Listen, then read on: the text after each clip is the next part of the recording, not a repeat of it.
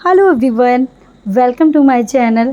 तो पायल मलिक ने किया है मानहानि का केस लोगों पे, क्योंकि उनका कहना है कि जब कोई आगे बढ़ता है तो उसकी ट्रोलिंग होनी स्टार्ट हो जाती है, लेकिन अब मुझे आ रही हैं धमकियाँ, तो अब मैं कर रही हूँ सब पे यहाँ पे मानहानि का केस। तो ये चीज़ तो मैं पायल मलिक आपको बोलना चाहूँगी, आपको ये चीज़ तो पहले पता होनी चाहिए थी बिग बॉस में जाने से पहले, कि आप लोगों ने इतने सारे कांड किए हुए हैं कि जैसे ही आप बिग बॉस में एंटर करेंगे आपके ऊपर ये सारी चीज़ें आनी स्टार्ट हो जाएंगी, आपकी ट्रोलिंग जम के होगी। पहले तो आपने बिग बॉस में जाने के लिए ये खुद सारी चीज़ें कराई थी कि हमें बिग बॉस में जाना है, क्योंकि बिग बॉस शो एक ऐसा है जहां जाने के लिए आपको या तो आपने बहुत ज़्यादा नाम कमाया हो या नाम डुबाया हो, इस वजह से ही आपको ये शो मिलता है। तो इससे पहले भी इन्होंने बिग बॉस में एंट्री के लिए इतने सारे ड्रामे किए थे, कभी तहलका के पास जाके वीडियोस बनवाई, कभी कैसे। अब जब ये चले गए तो अब तो इनकी सारी सच्चाई लोगों के सामने आई गई। जो इनके ऊपर केस हुआ था उसकी एफआईआर की कॉपी हर चैनल पे है, हर किसी को इनका केस का पता चल गया है। जैसे इन्होंने किडनैपिंग की थी एक, और उसके ऊपर इसको सज़ा भी हुई थी अरमान मलिक को, इसने 11-12 महीने जेल में काटे थे। तो सारी चीज़ें लोगों के सामने आ चुकी हैं। ऐसा नहीं है कि अब मलिक फैमिली को कोई नहीं जानता, सब जान गए हैं कि 3 तिगाड़ा ने इन्होंने क्या क्या कर रखा है। अब बात करते हैं कि केस, तो इस तरीके की ये बहुत बार चीज़ें कर चुके हैं।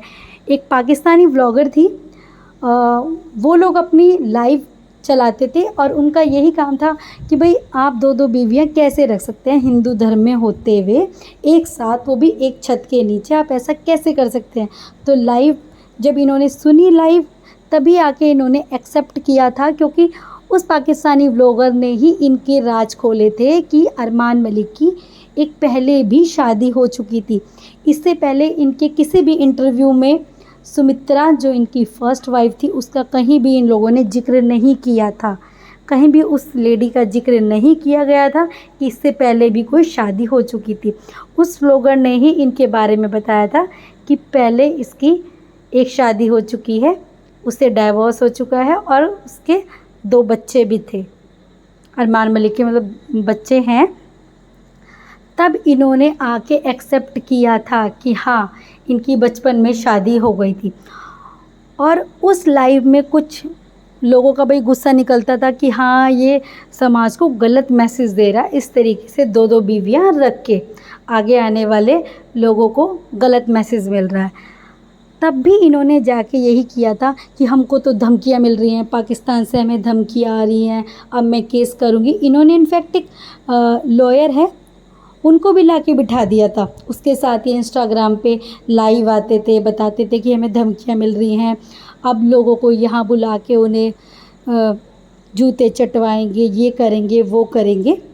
तो ये इस तरीके की बातें बहुत पहले से चलती आ रही हैं कि ये हमें ट्रोलिंग कर रहे हैं, हमें लोग ट्रोल कर रहे हैं। तो तुमने ऐसे काम किए हैं, उस वक्त भी इन्होंने वकील लाके बिठा दी कि आप सब पे केस होगा, आप सबको घरों से बुलाएंगे, चंडीगढ़ आके माफ़िया मांगनी पड़ेंगी, इस तरीके का इन्होंने बहुत ड्रामा रचा था। और अब जब इनको पता था कि इस तरीके की चीज़ें होंगी, या तो आप बिल्कुल साफ़ सुथरे हों, आपके हमने ऐसे कुछ काम ना किए हों, आप अपने मेहनत के बल पे, अपने टैलेंट के बेस पे गए हों वहाँ पे, तो लोग आपके टैलेंट की बात करेंगे। लेकिन आप कि तो इतने सारे राज थे ना, इतने सारे कांड थे आपने 3 तिगाड़ा के, आपने स्टोरी तो अपनी अलग बना रखी है कि हम लोगों की ऐसे शादी हुई वैसे शादी हुई, लेकिन लोगों को रियलिटी अब पता चल चुकी है। और केस करोगे भी तो आप किस किस के ऊपर केस करोगे, सब लोगों के सामने आपकी रियलिटी आ चुकी है। और आपने भी स्टेज पे, बिग बॉस के स्टेज पे जब आप लोग गए थे तो आपने वहाँ जाके भी बोला था कि अब लोगों के सामने हमारी सच्चाई आ जाएगी कि हम लोग कैसे हैं रियल में। तो लोगों के सामने सच्चाई आ चुकी है, हर कोई आपके बारे में बोल रहा है, हर किसी को पता चल चुका है। तो कितने लोगों पे केस करोगे। और धमकियाँ, ये तो आपका पहले का शब्द है कि हमें धमकियाँ मिल रही हैं, हमें पाकिस्तान से। आप इनफैक्ट किसी न्यूज़ चैनल पर भी आप चले गए थे और आपने वहाँ बैठ के भी ये वीडियोज़ बनाई थी कि हमें तो धमकियाँ आ रही हैं, धमकियाँ आ रही हैं। नेशनल टीवी पे आप चले गए थे कि हमको धमकियाँ मिल रही है, ये हो रहा है, वो हो रहा है। इतना ही डर था तो आपको बिग बॉस में जाना ही नहीं चाहिए था। और जो अभी आपकी ट्रोलिंग हो रही है वो बिल्कुल सही हो रही है, क्योंकि सही चीज़ों पे लोग ट्रोल कर रहे हैं कि ये सब चीज़ें बंद होनी चाहिए। आप कैसे दिखा सकते हैं मल्टीपल्स मैरिज, मल्टीपल्स बच्चे और इतने सारे केसेस जो आप पे लगे हुए हैं। हर केस थोड़ी ना झूठा होगा। चलो मान सकते हैं एक केस आप पे कोई झूठा, किसी ने झूठा आरोप लगा दिया, हर केस झूठा होगा। हर कोई आपके पीछे ही पड़ गया है।